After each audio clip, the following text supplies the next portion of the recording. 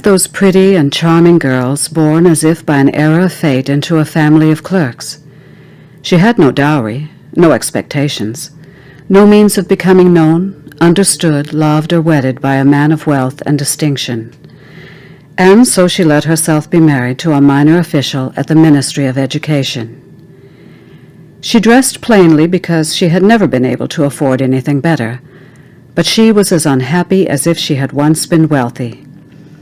Women don't belong to a caste or class. Their beauty, grace, and natural charm take the place of birth and family. Natural delicacy, instinctive elegance, and a quick wit determine their place in society, and make the daughters of commoners the equals of the very finest ladies. She suffered endlessly, feeling she was entitled to all the delicacies and luxuries of life.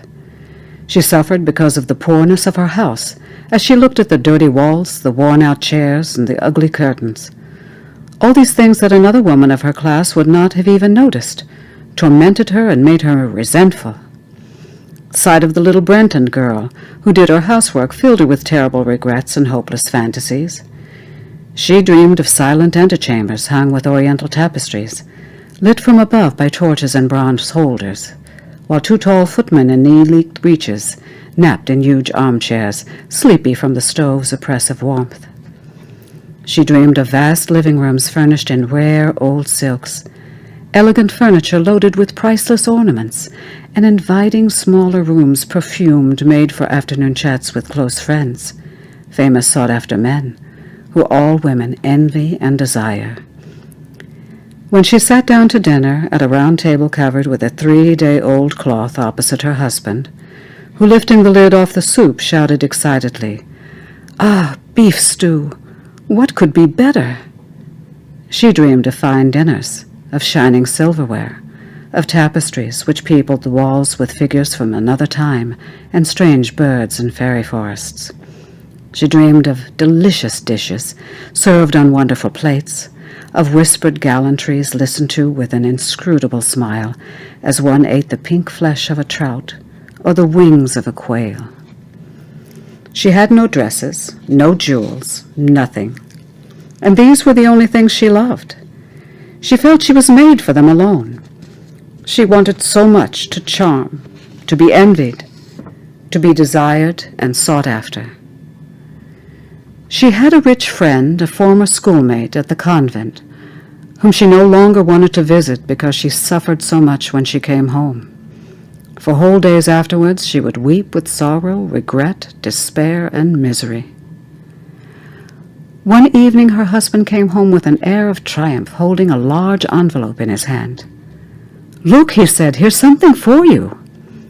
She tore open the paper and drew out a card on which was printed the words, "The Minister of Education and Madame Georges Bourbonneau request the pleasure of Monsieur and Madame Loisel's company at the Ministry on the evening of Monday, January 18th.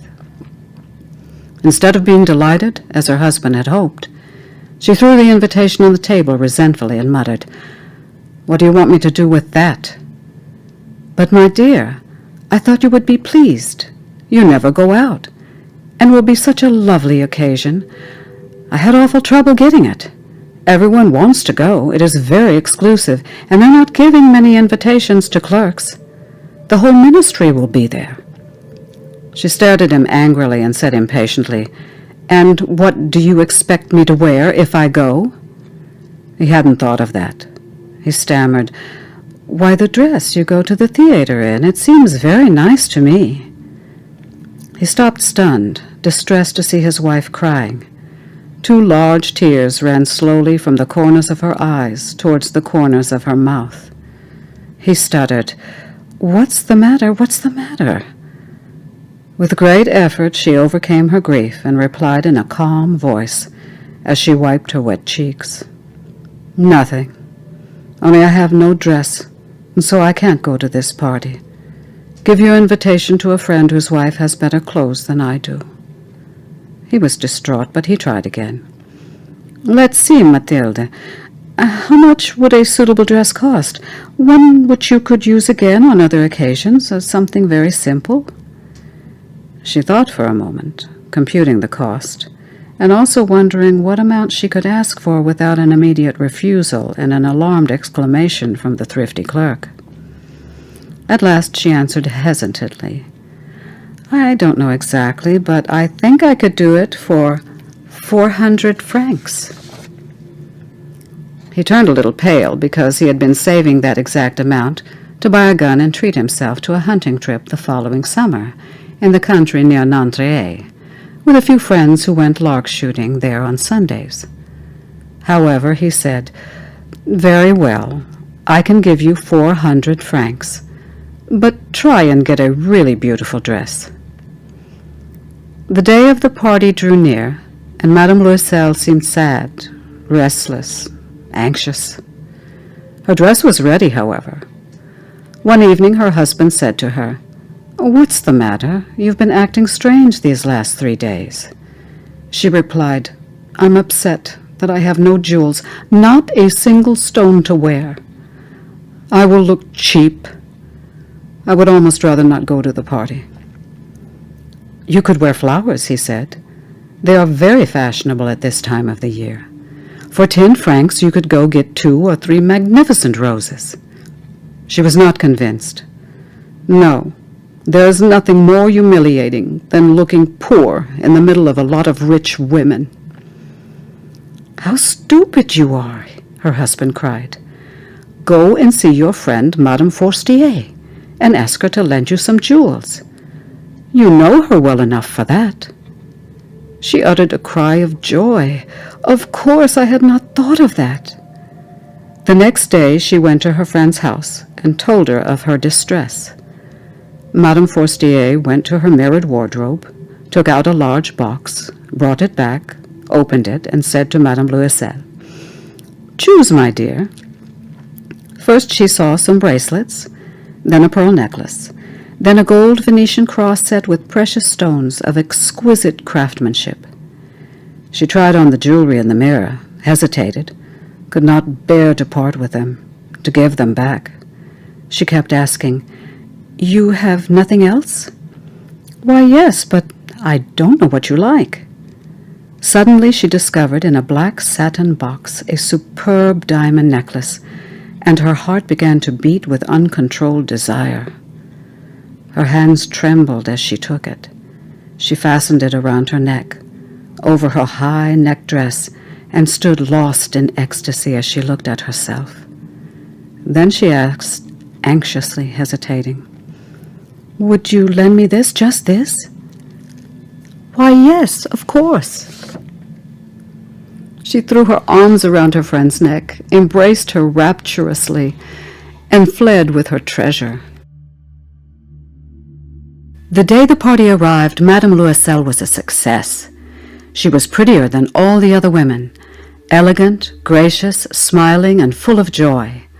All the men stared at her, asked her name, tried to be introduced. All the cabinet officials wanted to waltz with her. The minister noticed her. She danced wildly, with passion, drunk on pleasure, forgetting everything in the triumph of her beauty, in the glory of her success, in a sort of cloud of happiness made up of all this respect, all this admiration, all these awakened desires, of that sense of triumph that is so sweet to a woman's heart. She left at about 4 o'clock in the morning. Her husband had been dozing since midnight in a little deserted anteroom with 3 other gentlemen whose wives were having a good time. He threw over her shoulders the clothes he had brought for her to go outside in, the modest clothes of an ordinary life, whose poverty contrasted sharply with the elegance of the ball dress. She felt this and wanted to run away, so she wouldn't be noticed by the other women who were wrapping themselves in expensive furs. Loisel held her back. "Wait a moment, you'll catch a cold outside. I'll go and find a cab." But she would not listen to him, and she ran down the stairs. When they were finally in the street, they could not find a cab and began to look for one, shouting at the cabmen they saw passing in the distance. They walked down towards the Seine in despair, shivering with cold. At last they found on the quay one of those old night-cabs that one sees in Paris only after dark, as if they were ashamed to show their shabbiness during the day. They were dropped off at their door in the Rue des Martyrs, and sadly walked up the steps to their apartment. It was all over for her, and he was remembering that he had to be back at his office at 10 o'clock. In front of the mirror she took off the clothes around her shoulders, taking a final look at herself in all her glory. But suddenly she uttered a cry. She no longer had the necklace around her neck. "What is the matter?" asked her husband, already half undressed. She turned towards him panic-stricken. I no longer have Madame Forstier's necklace." He stood up distraught. "What? How? That's impossible." They looked in the folds of her dress, in the folds of her cloak, in her pockets, everywhere, but they could not find it. "Are you sure you still had it on when you left the ball?" he asked. "Yes, I touched it in the hall at the ministry." "But if you have lost it in the street, we would have heard it fall. It must be in the cab." "Yes, that's probably it. Did you take his number?" "No, and you didn't notice it?" "No." They stared at each other, stunned. At last Louisel put his clothes on again. "I'm going back," he said, "over the whole route we walked. See if I can find it." He left. She remained in her ball dress all evening, without the strength to go to bed, sitting on a chair with no fire, her mind blank. Her husband returned at about 7 o'clock. He had found nothing. He went to the police, to the newspapers to offer a reward, to the cab companies, everywhere the tiniest glimmer of hope led him. She waited all day in the same state of blank despair from before this frightful disaster. Louisel returned in the evening, a hollow, pale figure. He had found nothing. "You must write to your friend," he said. "Tell her you have broken the clasp of her necklace and that you are having it mended. It will give us time to look some more." She wrote as he dictated. At the end of 1 week they had lost all hope, and Louisel, who had aged 5 years, declared, "We must consider how to replace the jewel." The next day they took the box which had held it and went to the jeweler whose name they found outside. He consulted his books. "It was not I, madame, who sold the necklace. I must simply have supplied the case." And so they went from jeweler to jeweler, looking for a necklace like the other one, consulting their memories, both sick with grief and anguish. In a shop at the Palais Royal, they found a string of diamonds which seemed to be exactly what they were looking for. It was worth 40,000 francs. They could have it for 36,000. So they begged the jeweler not to sell it for 3 days, and they made an arrangement that he would take it back for 34,000 francs if the other necklace was found before the end of February. Louisel had 18,000 francs from his father, who had left it to him. He would borrow the rest. And he did borrow, asking for 1,000 francs from one man, 500 from another, 5 louis here, 3 louis there. He gave notes, made ruinous arrangements, dealt with insurers, with every type of moneylender. He compromised the rest of his life, risked signing notes without knowing if he could ever honor them, and, terrified by the anguish still to come, by the black misery about to fall on him, by the prospect of every physical privation and every moral torture he was about to suffer, he went to get the new necklace and laid down on the jeweler's counter 36,000 francs. When Madame Louisel took the necklace back, Madame Forstier said coldly, "You should have returned it sooner. I might have needed it." To the relief of her friend, she did not open the case. If she had detected the substitution, what would she have thought? What would she have said? Would she have taken her friend for a thief? From then on, Madame Louisel knew the horrible life of the very poor. But she played her part heroically. The dreadful debt must be paid. She would pay it. They dismissed their maid. They changed their lodgings. They rented a garret under a roof. She came to know the drudgery of housework, the odious labors of the kitchen. She washed the dishes, staining her rosy nails on greasy pots and the bottoms of pans. She washed the dirty linen, the shirts, and the dishcloths, which she hung to dry on a line. She carried the garbage down to the street every morning, and carried up the water, stopping at each landing to catch her breath. And, dressed like a commoner, she went to the fruitiers, the grocers, the butchers, her basket on her arm, bargaining, insulted, fighting over every miserable sou. Each month they had to pay some notes, renew others, get more time. Her husband worked every evening, doing accounts for a tradesman, and often late into the night he sat copying a manuscript at 5 sous a page. And this life lasted 10 years. At the end of 10 years they had paid off everything, at usurious rates and with the accumulations of compound interest.